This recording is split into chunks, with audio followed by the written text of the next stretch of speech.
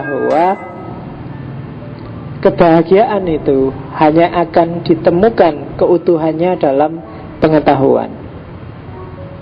Kenapa? Karena bahagia itu kan berarti kamu, ketika kamu bahagia itu berarti kamu kan puas sudah. Tidak kepingin apa lagi yang lain, enggak. Sudah puas Pak saya, sudah bahagia, sudah tuntas, sudah yang tak inginkan memang itu. Bahagia berarti kamu enggak ingin ngelirik lagi yang lain. Cirinya kan itu. Nah, maka kebahagiaan itu parameternya berarti bukan kekayaan, bukan materi, tapi pengetahuan. Kenapa? Karena tergantung pada kepuasan. Dan kepuasan itu kan berarti jiwamu yang menerima. Dan jiwa bisa menerima itu biasanya parameternya adalah pengetahuan. Ketika pengetahuanmu sudah benar, sudah pas, itu biasanya lebih lebih membawa pada bahagia. Ya contoh paling elementer, misalnya tiba-tiba kamu nemu uang di pinggir jalan, dompet isinya uang 5 juta misalnya. Itu kan harusnya kamu bahagia luar biasa. Tapi karena kamu nggak tahu ini miliknya siapa, dari siapa, itu kan kamu pengetahuannya nol. Meskipun dapat 5 juta, tapi kamu juga masih mikir-mikir, senengnya masih belum pol. Seneng sudah tuntas itu kalau kamu dapat pengetahuan, oh ini dompetnya takmir masjid, yang takmirnya ini sudah bilang tadi di masjid bahwa barang siapa nemu uang saya diambil aja, itu sedekah. Alhamdulillah sudah ketemu sekarang. Jadi pengetahuan membawa pada kebahagiaan. Apapun itu, coba urusan apapun, pacarmu misalnya, kamu tentrem dengan pacarmu kalau kamu paham, oh tenang aja, pacarku itu dia kayak gini, jadi dia dimanapun aku ngerti, wis tenang aja, enak kan. Tapi kalau kamu nggak paham, mesti tiap hari was-was. Wah ini malam-malam tak tinggal ngaji, jangan-jangan SMS-an sama orang lain ini. Mesti gitu, bisa gitu. Kamu jadi was-was. Dalam banyak hal, pengetahuan akan menyempurnakan kebahagiaan kita. Jadi semakin orang punya pengetahuan, semakin sempurna jiwanya. Semakin sempurna jiwa berarti semakin tambah kebahagiaannya. Itu sebenarnya inspirasinya dari Socrates. Jadi dengan semakin banyak tahu, kamu akan semakin bahagia. Kenapa sih kamu selalu ingin nyari gosip? Karena kamu merasa tidak banyak tahu. Maka acara-acara infotainment kan terus jadi menarik. Itu sebenarnya khas yang diserang adalah rasa ingin tahunya manusia. Karena manusia punya satu karakter dasar, namanya curiosity, ingin tahu. Sehingga kepuasannya terletak pada tahu. Kalau sudah tahu ya sudah, dan kamu puas. Tapi kalau belum tahu, kamu mesti ngejar-ngejar terus. Rasa penasaran, itu namanya curiosity. Dan itu fitrahnya manusia. Kamu lihat pacarmu boncengan sama temennya yang cewek, itu boncengan, itu pacaran bener apa cuma diboncengkan ya? Dan kamu penasaran tiap hari ngejar berita itu, sampai kamu dapat tahu, enggak, itu cuma digoncengkan karena kebetulan pulang kuliah nggak ada yang antar, diantar, enggak ada apa-apa kok. Oh gitu toh, selesai. Tapi sebelum kamu tahu kan kamu terus ngejar-ngejar. Jadi ada kriteria kalau di epistemologi Islam itu, pengetahuan itu ekuivalen dengan sukunun nafas.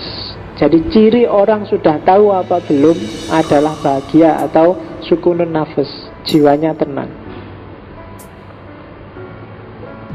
dengan apa yang dimiliki, baik materi ataupun non materi.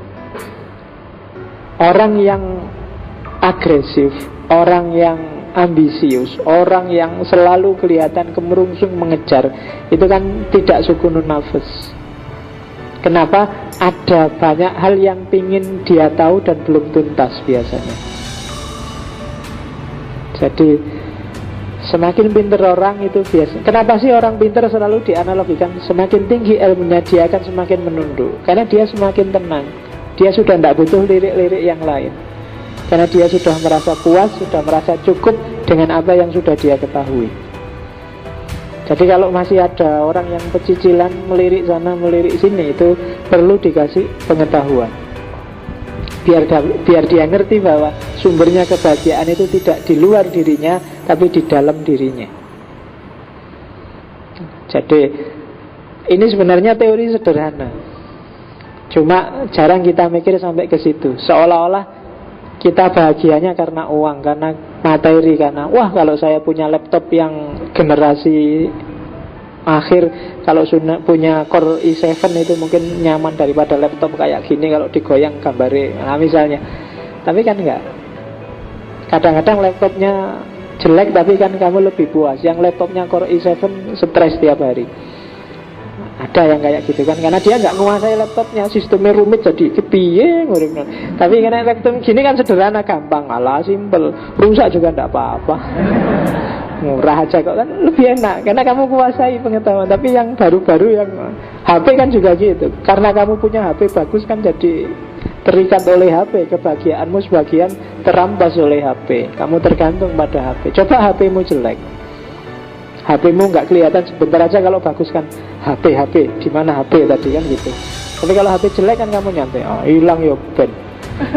HP murah, yang nemu aja males ngambilnya.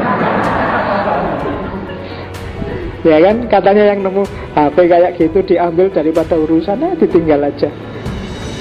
Rugi sama anunya, resikonya. Nah kalau HP bagus kamu kepikiran. Sama dengan pacar cakep atau pacar jelek.